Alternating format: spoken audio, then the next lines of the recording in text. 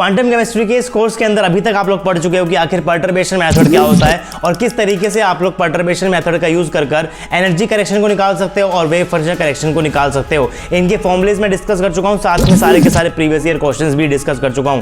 आज हम लोग स्टार्ट करने वाले हैं अपना नेक्स्ट मेथड, जो कि आपका होने वाला है वेरिएशनल प्रिंसिपल मेथड, जिसके थ्रू आप लोग अपनी एनर्जी को निकाल सकते हो। कैसे निकालते हैं, ये मेथड क्या होता है, उन सब के बारे में डिटेल के अंदर बात करेंगे इस लेक्चर के अंदर। तो स्टार्ट करते हैं इस लेक्चर को।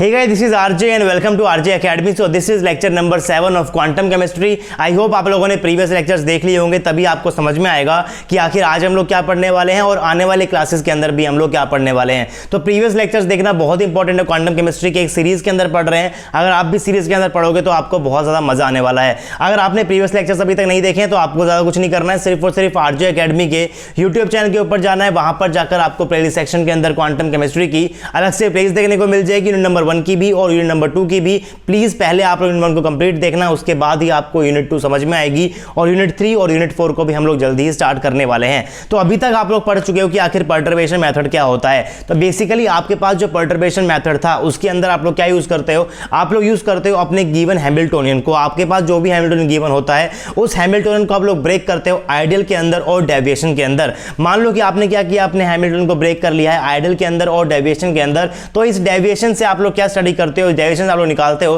कि आपकी एनर्जी के अंदर करेक्शन कितना है और आपके वेव फंक्शन के अंदर करेक्शन कितना है। और एक बार आपका एक करेक्शन निकल जाएगा तो उसके बाद आप उसके अंदर आइडियल वाले सिस्टम को ऐड कर देते हो कि आपके पास यहां पर एनर्जी क्या है। इन दोनों को आप लोग क्या करते हो, ऐड कर लेते हो और आप लोग क्या निकाल लेते हो कि आपकी टोटल एनर्जी क्या होने वाली है आफ्टर पर्टर्बेशन। सेम इस तरीके से आप निकाल सकते हो total wave function after perturbation. अब आपके पास जो यहां पर एनर्जी करेक्शन है, फर्स्ट ऑर्डर भी हो सकता है और सेकंड ऑर्डर भी हो सकता है। आपके पास जो वेव फंक्शन पास कैसा होता है, फर्स्ट ऑर्डर ही होता है। अब इनके रिलेटेड आप लोग प्रीवियस ईयर क्वेश्चंस कर चुके हो, सारे के सारे जो आपसे पूछे गए थे CSIR नेट के अंदर या फिर आपके गेट एग्जाम के अंदर। आज हम लोग बात करने वाले हैं कि अगर आपको कोई ऐसा हैमिल्टोनियन गिवन होगा जिसको आप लोग इस फॉर्मेट के अंदर ब्रेक ना कर पाओ, तो इस केस के अंदर आप लोग कैसे अपने एनर्जी को निकालोगे और कैसे आप लोग अपने वेव फंक्शन को निकालोगे। अभी तक आप लोगों ने पढ़ा है कि अगर आपके पास हाइड्रोजन एटम होता है तो उसके कोरस्पॉन्डिंग आप लोग इस हैमिल्टोनियन को सबसे पहले सोल्व कर चुके यूनिट नंबर 1 के अंदर, क्योंकि आपके पास क्या था, आइडियल वाला पार्ट था। लेकिन अगर इसी हैमिल्टोनियन के अंदर मैं यहां पर साइड में लगाता हूं माइनस का E epsilon r cos theta,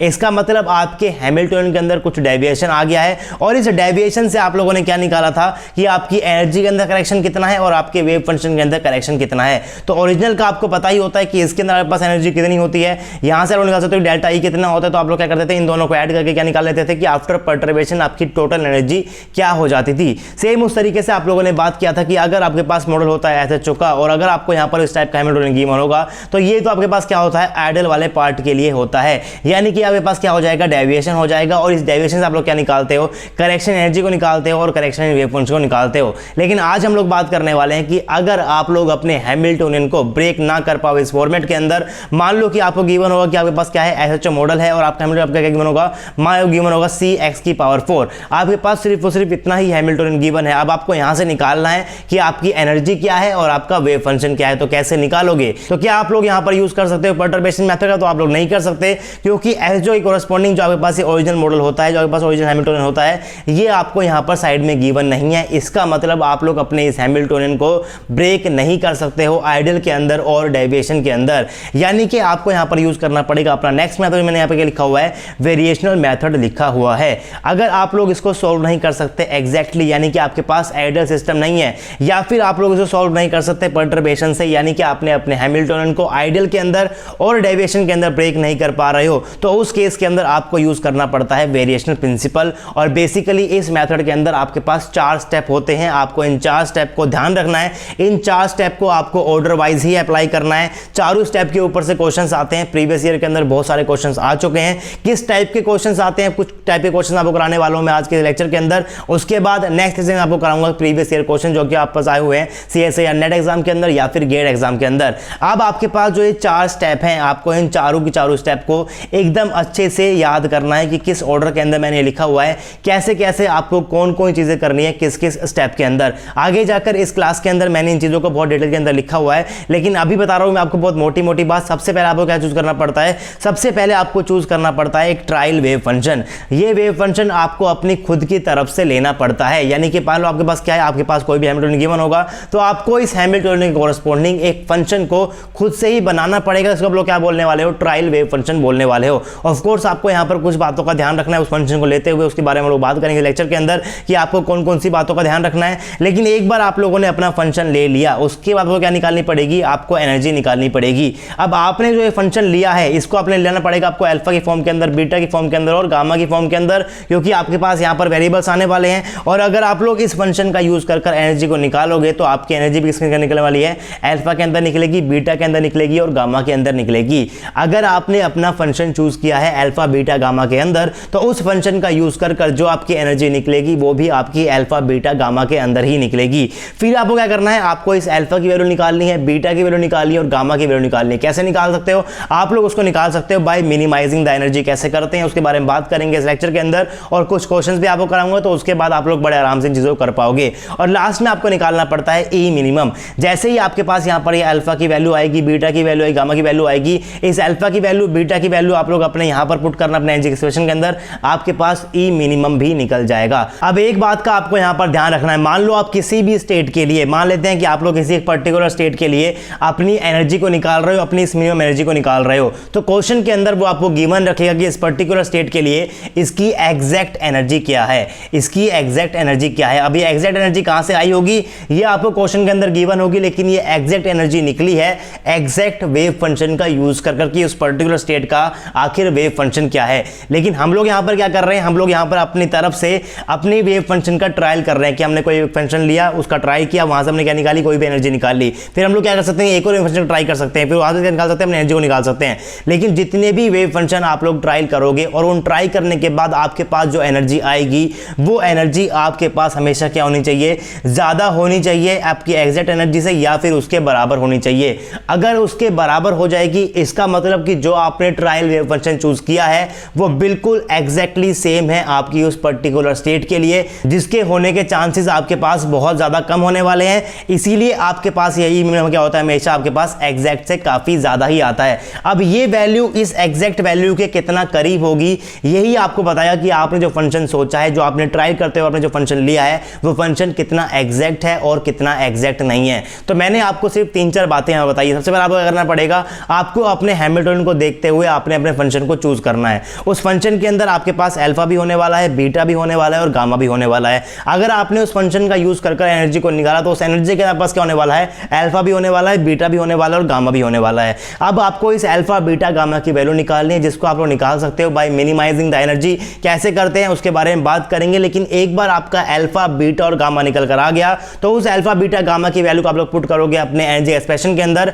वहां से आपके पास ई मिनिमम भी निकल कर आ जाएगी, क्योंकि आपने यहां पर क्या किया है, एनर्जी को मिनिमाइज किया है। और अगर आप लोग एनर्जी को मिनिमाइज करके अल्फा बीटा गामा निकालोगे, तो जो आपके पास एनर्जी निकलेगी उसे आप लोग क्या बोलने वाले हो, ई मिनिमम बोलने वाले हो। अब आपके पास जो ये ई मिनिमम है, ये आपके पास हमेशा ज्यादा होती है या फिर बराबर होती है इस एग्जैक्ट एनर्जी के, जो कि आपको क्वेश्चन के अंदर ही मैक्सिमम केसेस के अंदर गिवन होगी कि उस पर्टिकुलर स्टेट की एनर्जी क्या है। आपकी जो एनर्जी निकलेगी वो आपकी हमेशा क्या निकलेगी, उससे ज्यादा निकलेगी। अब आपकी जो निकली है, इसकी वैल्यू एग्जैक्ट वैल्यू से कितना करीब है, ये डिसाइड करने वाला है कि आपका जो फंक्शन आपने चूज किया था ट्रायल फंक्शन, ये आपका कितना एग्जैक्ट होने वाला है। अगर आपका ट्रायल वेव फंक्शन एकदम एग्जैक्ट है, तो उस केस के अंदर आपके पास जो ई मिनिमम है, ये आपके पास बिल्कुल इक्वल टू निकलने वाली है आपकी इस एग्जैक्ट एनर्जी के अंदर। और जितनी बातें मैंने आपको अभी बोली है, ये सारी की सारी बातें मैंने यहां पर डिटेल के अंदर लिखी हुई है। तो चलिए पढ़ते हैं कि आखिर मैंने यहां पर क्या क्या लिखा हुआ है। तो सबसे पहले मैंने यहां पर लिखी हुई है हेडिंग, वेरिएशन प्रिंसिपल।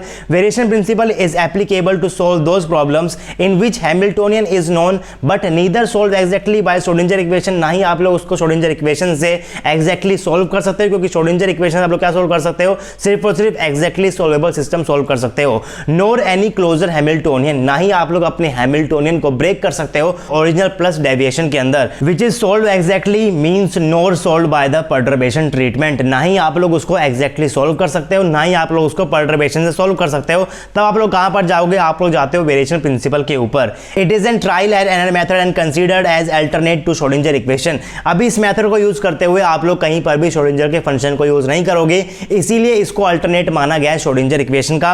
और याद रखना मेरे पास एक ऐसा होता है ट्रायल एंड एरर मेथड होता है। यहाँ पर क्या करना पड़ता है, आपको अपने फंक्शन को खुद से ही चूज कर देखना पड़ता है कि ये फंक्शन आपको सही रहने वाला है, ये सही रहने वाला है, फिर ये सही रहने वाला है। फंक्शन को कैसे चूज करना है, उसको चूज करते वक्त आपको कुछ बातों का ध्यान रखना है, जो कि मैंने यहाँ पर लिखा हुआ है। In this method we choose a trial wave function determining the value of energy, minimize it and compare this energy with the exact energy. मैंने इस पॉइंट के अंदर चारों के चारों पॉइंट को लिखा हुआ है। इन दिस मेथड आपको चूज करना पड़ता है ट्रायल वेव फंक्शन को, फिर आपको डिटरमाइन करना पड़ता है अपनी एनर्जी की वैल्यू को, फिर उसको मिनिमाइज करना पड़ता है और फिर आपको उसको कंपेयर करना पड़ता है एग्जैक्ट एनर्जी से। और ध्यान रखना कि आपने जो अपनी एनर्जी निकाली है ई मिनिमम, ये आपके पास हमेशा ज्यादा होती है, फिर आपके पास बराबर होती है ई एग्जैक्ट से। और आपकी जो वैल्यू निकाली है ई मिनिमम की, ये इस ई एग्जैक्ट के कितना क्लोज है, उससे आपको पता चलेगा कि आपने जो फंक्शन चूज किया है ये फंक्शन आपका कितना ज्यादा अच्छा है। If energy calculated by the trial wave function is greater than the exact energy then function is valid. अगर आपने एनर्जी निकाली और अगर आपके पास ये एनर्जी इस एग्जैक्ट से छोटी निकल कर आ गई,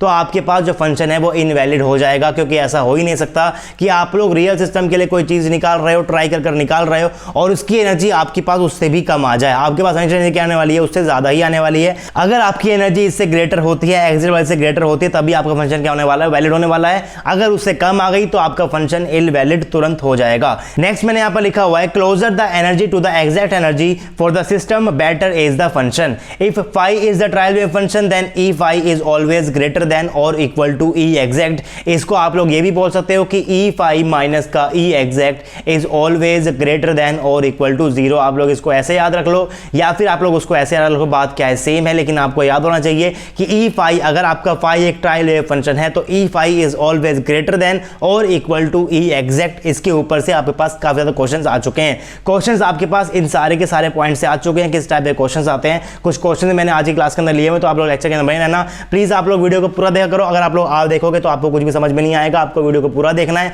किसी भी पार्ट को आप लोग प्लीज स्किप मत किया करो। आपको कोई भी डाउट आता है तो आप लोग नीचे कमेंट बॉक्स के अंदर किसी भी टाइम पे कमेंट कर सकते हो। अब मैंने यहाँ पर हर एक पॉइंट को लिखा हुआ है खोलकर। मैंने क्या लिखा हुआ है, the following 4 steps are included in variation principle are as. सबसे पहला पॉइंट मैंने यहाँ पर क्या लिखा हुआ है, choose a trial wave function psi alpha beta gamma, यानी कि अल्फा बीटा और गामा के टर्म्स के अंदर आपको कोई भी वेव फंक्शन करना पड़ेगा, चूज करना पड़ेगा। Based on the physical intuition make an educated gas. आपको यहाँ पर एक गैस करना है कि आपका जो फंक्शन है वो क्या हो सकता है, लेकिन वो गैस आपका एजुकेटेड होना चाहिए। इसका मतलब कीपिंग इन माइंड और फिजिकल पैरामीटर लाइक नोड क्या होने वाले हैं, बाउंड्री कंडीशन क्या होने वाली है, behaviour at infinity and symmetry.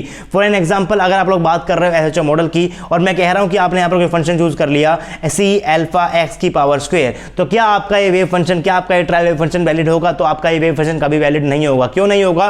क्योंकि अगर आप लोग यहाँ पर इस एक्स की वैल्यू को इंफिनिटी पुट कर देते हो तो उस केस के अंदर आपका फंक्शन क्या हो जाएगा, पूरा की पूरा इनफाइनाइट हो जाएगा। अगर आपने यहाँ पर फंक्शन चूज कर लिया psi is equal to e raise to the power x का स्क्वायर, तो क्या आपके पास इस ट्रायल फंक्शन हो सकता है किसी एसएचओ मॉडल का? तो ये भी नहीं हो सकता। क्यों नहीं हो सकता? क्योंकि अगर आपके पास यहाँ पर ये एक्स इनफाइनाइट हो जाएगा तो आपके पास ये फंक्शन क्या हो जाएगा, इनफाइनाइट हो जाएगा। तो आपको ध्यान रखना पड़ता है कि बाउंड्री कंडीशंस क्या है, नोड उसके अंदर कितनी प्रेजेंट होती है, और आपको ये भी ध्यान रखना है कि उसका बिहेवियर कैसा है इन्फिनिटी के ऊपर, और उसके अंदर सिमेट्री का भी आपको ध्यान रखना है। इन सब चीजों का गैस कैसे करते हैं आप लोग समझ जाओगे जब आप लोग खुद से कुछ 3-4 फंक्शन को ट्राई करने वाले, कुछ क्वेश्चन आपको कराऊंगा तो आप लोग इन चीजों को बड़े आराम से समझ पाओगे।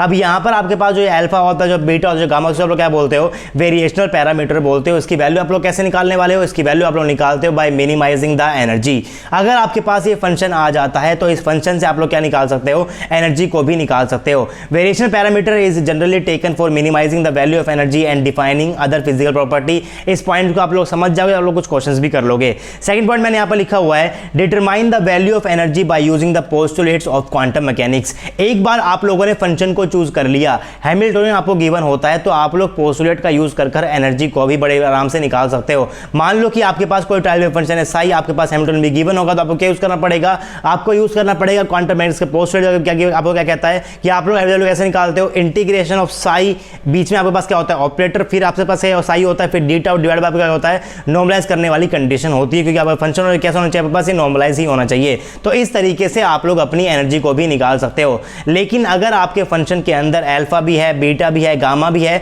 तो आपकी एनर्जी के अंदर भी अल्फा भी होगा, बीटा भी होगा और गामा भी होगा। और इन अल्फा, बीटा और गामा की वैल्यू आप लोग कैसे निकाल सकते हो, निकाल सकते हो बाय मिनिमाइजिंग द एनर्जी।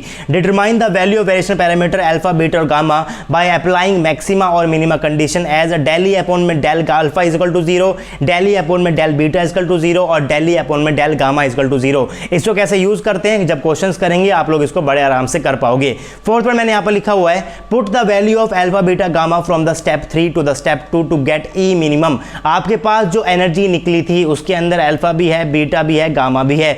जब आपने इसको मिनिमाइज किया आपके पास अल्फा की वैल्यू आ गई, बीटा की वैल्यू आ गई, गामा की वैल्यू आ गई। इनकी वैल्यू को उठाकर आप लोग यहां पर पुट कर पास क्या निकल जाएगा, ई मिनिमाइज निकल जाएगा, यानी कि ई मिनिमम आपके पास निकल जाएगा। आपको ध्यान रखना है कि ये ई मिनिमम आपका हमेशा क्या होना चाहिए, या तो ज्यादा होना चाहिए या फिर बराबर होना चाहिए आपकी ई एग्जैक्ट से। और एक बात का आपको ये भी ध्यान रखना है कि आपको उसी स्टेट की एग्जैक्ट वैल्यू लेनी है जिस स्टेट के कोरस्पॉन्डिंग आप लोगों ने इस ई मिनिमम को निकाला है। अगर आप लोगों ने 2p के कोरस्पॉन्डिंग यानी कि 2p स्टेट के कोरस्पॉन्डिंग अपनी इस ई मिनिमम को निकाला है तो आपको ये एग्जैक्ट वैल्यू क्या लेनी पड़ेगी, 2p के कोरस्पॉन्डिंग ही लेनी पड़ेगी। अगर आपने 3d के कोरस्पॉन्डिंग निकाला है अपने ई मिनिमम को तो आपको क्या करना पड़ेगा, यहाँ पर एग्जैक्ट वैल्यू 3d के कोरस्पॉन्डिंग ही लेनी पड़ेगी। उसके बाद नेक्स्ट चीज मैंने यहाँ पर लिखी हुई है that E minimize that is obtained from the trial wave function should be greater than और इक्वल टू एग्जैक्ट एनर्जी। और इसके ऊपर आपके पास काफी बार क्वेश्चंस आ चुके हैं। अब क्वेश्चंस किस किस टाइप के आते हैं उसके लिए मैंने यहाँ पर 3 क्वेश्चंस लिए हुए हैं। ये तीनों क्वेश्चंस आपके पास प्रीवियस ईयर क्वेश्चंस नहीं है, लेकिन क्वेश्चंस किस टाइप के आते हैं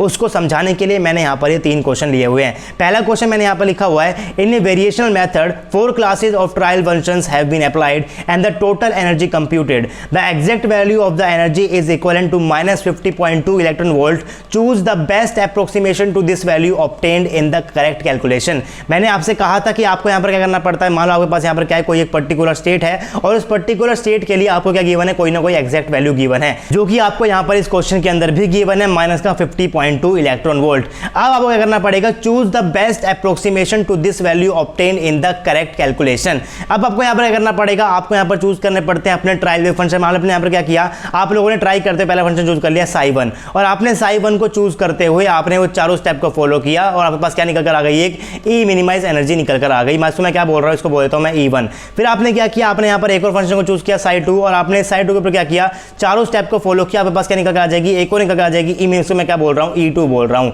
अब आपके पास जो E1 है आपके पास यहाँ पर क्या है, E2 है, सेम उसके पास E3 भी हो सकता है, आपके पास क्या हो सकता है, E4 भी हो सकता है। अब इन चारों वैल्यू के अंदर से जो भी वैल्यू आपके पास इस एग्जैक्ट वैल्यू के क्लोज होने वाली है उसके कोरस्पॉन्डिंग जो आपने फंक्शन चूज किया आपके पास क्या होने वाला है, वो बेस्ट होने वाला है। अगर आपके पास मान लेते हैं कि आपकी जो एग्जैक्ट एनर्जी है उसकी वैल्यू आपके पास क्या है, 10 किलो जूल है, उसमें आपने क्या किया, आपने साई1 को चूज किया, साई2 को चूज किया, साई3 को चूज किया और साई4 को चूज किया। ये आपके पास क्या होने वाले हैं, ट्रायल फंक्शन होने वाले हैं। इन ट्रायल फंक्शन को यूज कर आपने क्या किया, 4 वैल्यूज निकाली। मान लेते हैं कि आपके पास जो वैल्यूज निकल कर आई, आपके पास क्या निकल कर आई, आपके पास निकल कर आ गई है 9 किलो जूल, आपके पास निकल कर आ गई 8 किलो जूल, आपके पास निकल कर आ गई 11 किलो जूल, आपके पास निकल कर आ गई 13 किलो जूल। तो सबसे पहले तो आपको ये ध्यान रखना है कि आपके पास जो भी मिनिमम एनर्जी निकल कर आने वाली है ये इस एग्जैक्ट से या तो बड़ी होनी चाहिए या फिर उसके बराबर होनी चाहिए। इसका मतलब 9 को और 8 को आप लोग क्या कर दोगे, बाहर से ही रिजेक्ट कर दोगे, यानी कि 11 वाली भी एक्सेप्टेबल है और 13 वाली भी एक्सेप्टेबल है। अब जो आपके पास ये एक्सेप्टेबल वैल्यू है, इन दोनों वैल्यूज के अंदर से जो भी वैल्यू आपके पास इस एग्जैक्ट वैल्यू के ज्यादा क्लोज होगी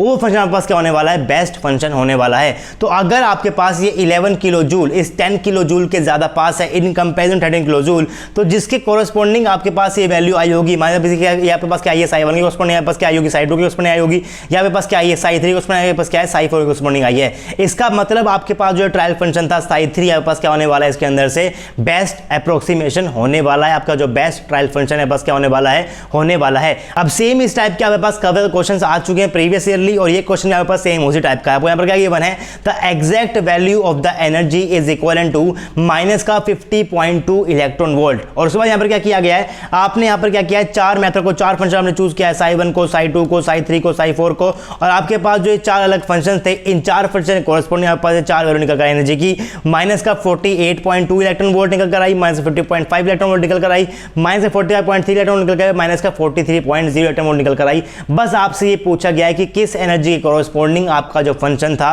वो आपका बेस्ट है। तो आपको सिर्फ ये देखना है कि इन चारों में से इस वैल्यू के एग्जैक्ट वैल्यू के क्लोज वैल्यू कौन सी है, और साथ में आपको ये भी देखना है कि वो जो वैल्यू है आपके पास वो बड़ी होनी चाहिए -50.2 इलेक्ट्रॉन वोल्ट से। इसका मतलब आपके पास ऑप्शन नंबर बी जो है पास क्या हो जाएगा, डायरेक्टली एलिमिनेट हो जाएगा, क्योंकि -50.5 इलेक्ट्रॉन वोल्ट आपका छोटा होता है है माइनस के 50.2 इलेक्ट्रॉन वोल्ट से। अब माइनस 48.2 आपके पास क्या है, इससे क्या है, बड़ा है, बड़ा तो है, ये भी इससे बड़ा है और ये भी इससे बड़ा है, और सबसे नजदीक कौन, सबसे क्लोज क्या है, सबसे क्लोज पास क्या गिवन है, माइनस 48.2 गिवन है। तो इस तरीके से आप लोग अपने क्वेश्चन करने वाले हो कि सबसे पहले आपको चेक करना है कि कौन से फंक्शन आपके पास एक्सेप्टेबल है, कौन सी वैल्यू एक्सेप्टेबल है और किसको आपको रिजेक्ट करना है। तो रिजेक्ट कर लो और जो आपके पास एक्सेप्टेबल है उसको देख लो कि कौन सी क्या है सबसे ज्यादा क्लोज है। तो क्लोज कितना है उसको आप लोग इस तरीके से भी सॉल्व कर सकते हैं। मैंने बताया था कि E5 इज ग्रेटर देन और इक्वल टू, ई मिनिमम का मतलब क्या होता है, E5 माइनस का E minimum is always greater than equal to 0। आप लोग यहां पर क्या करो, आपके पास जो E5 की वैल्यू गिवन है ऑप्शन के अंदर, वैल्यू को यहां पर पुट कर लो, माइनस 48.2, माइनस 50.5, माइनस 45.3, माइनस 43। अब इसकी वैल्यू को मैंने यहां पर पुट कर दिया। उसके अंदर मैंने क्या किया, एग्जैक्ट को मैंने क्या कर दिया, माइनस करके देख लिया। अगर माइनस करने के बाद आपके पास इसकी वैल्यू ग्रेटर देन और इक्वल टू 0 आ रही है, देन आपके पास क्या होने वाले हैं, एक्सेप्टेबल होने वाले हैं। अगर इसकी वैल्यू नेगेटिव निकल कर आगे उसको क्या कर देंगे, रिजेक्ट कर दोगे डायरेक्टली। बात क्या है, दोनों सेम है जो मैंने अभी तो बोली है। इसको मैं क्या कर रहा हूं, मैथमेटिकली उसको मैं इस तरीके से सॉल्व करता हूं। तो आपके पास यानी क्या आ गया, नेगेटिव में क्या करूंगा, रिजेक्ट कर दूंगा। आपके पास ये भी क्या है, पॉजिटिव है, पॉजिटिव है, पॉजिटिव है। सबसे क्लोज कौन सी होने वाली है, जिसको सब्ट्रैक्ट करने के बाद आपके पास सबसे ज्यादा कम वैल्यू आएगी। तो आपके पास सबसे कम वैल्यू आपका क्या है, 2.0 है। इसका मतलब आपके पास ये क्या हो जाएगा, आपके पास सबसे ज्यादा एक्सेप्टेबल, सबसे ज्यादा बेस्ट आपके पास क्या हो जाएगा, फंक्शन हो जाएगा। इस टाइप के क्वेश्चंस आपके पास काफी ज्यादा आते हैं, तो आपको पता होना चाहिए किस टाइप से आपको इस टाइप के क्वेश्चंस को अटेम्प्ट करना है। नेक्स्ट क्वेश्चन मैंने यहां पर लिखा हुआ है, the energy calculate for a multi electron atom using variation function is. आपके पास यहां पर एनर्जी गिवन है, energy is equal to alpha into में h कट का square divide by m minus alpha square h cut. ये energy कैसे निकली है उसके बारे में बाद में बात करेंगे। इस क्वेश्चन के अंदर आपको एनर्जी गिवन थी अल्फा के टर्म के अंदर, और जनरली जब भी वो आपको एनर्जी देगा तो या तो अल्फा के टर्म में देगा, बीटा के टर्म में देगा, गामा के टर्म में देगा। अल्फा, बीटा और गामा तीनों का यूज एक साथ अभी तक किसी भी क्वेश्चन के अंदर नहीं किया है। फिजिक्स के अंदर भी आज तक तीनों का एक साथ यूज नहीं किया है, और केमिस्ट्री के अंदर वो आपको हमेशा कहता है सिर्फ और सिर्फ एक ही वेरिएबल दे रहा है। The value of variation parameter alpha is. तो मैंने आपको बताया है कि आप लोग इन अल्फा, बीटा और गामा की वैल्यू कैसे निकालते हो, बाय मिनिमाइजिंग द एनर्जी। यानी कि आपको क्या करना पड़ता है, del E by del alpha आपको जीरो करना पड़ता है, del E by del beta आपको जीरो करना पड़ता है, या फिर del E by del gamma आपको जीरो करना पड़ता है। अब क्योंकि आपको यहां पर अल्फा दिया हुआ है, यानी कि मैं डेल ई अपॉन में del alpha is equal to 0 का मैं यहां पर क्या करने वाला हूं, यूज करने वाला हूं। तो ई का एक्सप्रेशन आपको यहां पर ऐसा डायरेक्टली गिवन है, E is equal to alpha h cut square upon में m minus alpha square into में h कट। इसकी वैल्यू को आपको यहां पर सीधे से पुट करना है, डी ई अपॉन में अल्फा, ई की वैल्यू को मैंने यहां पर पुट कर दिया। अब अल्फा आपके पास यहां पर क्या है, वेरिएबल है, बाकी सब आपके पास क्या है, कांस्टेंट है। तो कांस्टेंट को बाहर निकाल लो, जो डिफरेंशिएट लो बहुत सिंपल है, डिफरेंशिएशन पर क्या निकल जाएगा, alpha is equal to h cut upon में 2m। तो इस टाइप के आपके पास बहुत इजी क्वेश्चंस आते हैं। ये प्रीवियस ईयर क्वेश्चंस नहीं है, लेकिन जो क्वेश्चंस प्रीवियस ईयरली आए हुए हैं वो इनसे भी क्या है, बहुत ज्यादा इजी है। एक और क्वेश्चन मैंने यहां पर दिया हुआ है, क्वेश्चन क्या है, a trial wave function used in SHO e raised to the power minus cx का square was used as energy value was obtained as h cut का स्क्वायर इनटू में c अपॉन में 2m plus m omega square upon में 8c। The minimum value of energy that was obtained by variation principle is. अब आपको function में क्या given है, e raised to the power minus c into में x का square. तो आपके पास यहां पर वेरिएशन पैरामीटर क्या हो जाएगा, यहां पर c हो जाएगा। जरूरी नहीं है कि वो अल्फा को ले, बीटा को ले, गामा को ले, वो किसी और वेरिएबल को ले सकता है। मैंने यहां पर क्या ले लिया, इसको c के बराबर ले लिया, यानी कि आपको यहां पर क्या निकालना पड़ेगा, c की वैल्यू को निकालना पड़ेगा। तो अगेन आपको यहां पर एनर्जी एक्सप्रेशन गिवन है, आपको क्या निकालना है, सिर्फ और सिर्फ c की वैल्यू निकालना है। कैसे निकालते हो, del E by del c को आप लोग क्या कर दो, 0 के बराबर पुट कर दो, आपका क्या निकल जाएगा, c की वैल्यू आपके पास डायरेक्टली निकल जाएगी। तो आपको यहां पर गिवन है साई ट्रायल, आपको गिवन क्या है, e raise to the power minus c x का स्क्वायर। अब क्योंकि आपको ये गिवन है SHO मॉडल के लिए, अगर आप लोग इसके ऊपर यूज करते हो अपनी बाउंड्री कंडीशन को, यानी कि x इक्वल टू इन्फिनिट के ऊपर, क्या आपके पास ये फंक्शन इन्फिनिट हो जाएगा, तो नहीं होगा। x इक्वल टू इन्फिनिट का फंक्शन पास क्या हो जाएगा, 0 के बराबर हो जाएगा, फंक्शन इन्फिनिट नहीं हो रहा। इसका मतलब इस फंक्शन पास क्या है, एक्सेप्टेबल है। फंक्शन आपको गिवन था, एनर्जी एक्सप्रेशन भी आपको गिवन था, to get E minimum we determine variation parameter c by putting del E upon del c equal to 0। मैंने कुछ नहीं किया हुआ है, इस एक्सप्रेशन के अंदर e की वैल्यू को पुट किया है, उसके बाद मैंने उसको सिंपली डिफरेंशिएट किया है। डिफरेंशिएशन भी आपके पास यहां पर बहुत सिंपल होने वाला है, h कट का स्क्वायर अपॉन में 2m क्या है, कांस्टेंट है, डेल c अपॉन में डेल से पास क्या हो जाएगा, 1 के बराबर हो जाएगा, क्या बच जाएगा बस h कट का स्क्वायर अपॉन में 2m बच जाएगा। m कांस्टेंट है, 8 कांस्टेंट है, ओमेगा का स्क्वायर कांस्टेंट, तो मैंने क्या कर दिया, बाहर निकाल दिया, क्या बच जाएगा, डेल अपॉन में del c of 1 by c। आपके पास ये क्या होता है, माइनस का 1 अपॉन में c का स्क्वायर होता है। अगर आपको डिफरेंशिएशन के अंदर कोई भी दिक्कत तो प्लीज आप लोग क्वांटम केमिस्ट्री नंबर 1 के स्टार्टिंग के लेक्चर जरूर देख लो, वहां पर मैंने आपको सारे के सारे बेसिक वाले डिफरेंशिएशन बता रखे हैं, तो किस तरीके आपको डिफरेंशिएट करना है। तो आपके पास ये क्या हो जाएगा, माइनस का 1 बाय c का स्क्वायर हो जाएगा।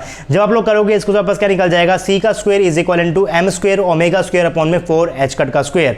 यानी कि आपका c की क्या हो सकता है, प्लस का m ओमेगा अपॉन में 2h हो सकता है और माइनस का m ओमेगा 2h कट भी हो सकता है। लेकिन मैं यहाँ पर इस माइनस वाली वैल्यू क्या कर दूंगा, नेगलेक्ट कर दूंगा। अब मैं यहाँ पर इसको नेगलेक्ट क्यों करने वाला, फंक्शन आपको क्या गिवन था, यहाँ पर फंक्शन वो गिवन था e raise to the power minus c का x का स्क्वायर। अभी आप पास हमेशा क्या होने वाला है, पॉजिटिव ही रहने वाला है। अगर मैं इस c को भी नेगेटिव कर दूंगा, क्योंकि आपके पास m क्या होता है, पॉजिटिव, ओमेगा पास क्या पॉजिटिव, ये पे और 2 पॉजिटिव, ये क्या है पॉजिटिव। अगर ये भी आपके पास नेगेटिव हो जाएगा तो नेगेटिव इंटू नेगेटिव पास क्या हो जाएगा, पॉजिटिव हो जाएगा। मेरे पास क्या बन जाएगा, e raise to the power x square जैसी कोई चीज बन जाएगी। यहाँ पास क्या रहेगा, कुछ ना कुछ पॉजिटिव टर्म रहेगा।